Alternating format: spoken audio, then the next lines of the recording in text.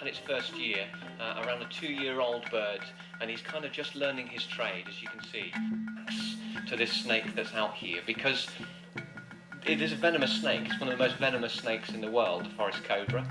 And so he has to be very, very careful. He's got no anti-venom in his bloodstream. And so if he gets a bite, then he would be just as poorly as you and I would be, and we'd have to get to the nearest hospital. If you're somewhere towards the back and you feel like you want to stand to see this bit, I don't want you to miss it, so you're very welcome to do that, just as long as you're not blocking anyone's view behind you. Look at what he's doing.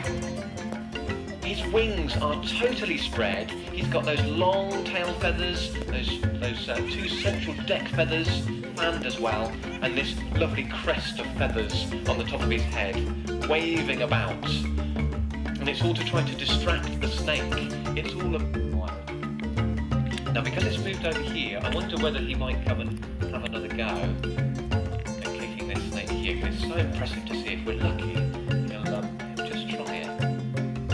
He has to be very, very careful. He can't afford, really, to make much of a mistake at this point in his life.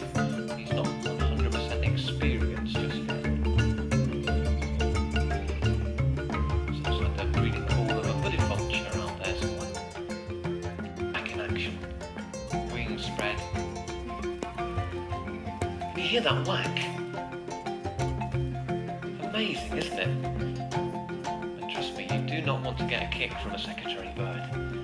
Incredibly, incredibly powerful. And he'll always draw that foot up to his eye level so he can perfectly sort of aim for the head of the snake. That's the business end, of course. Doesn't want to kick the tail of the snake. That'll be no good at all.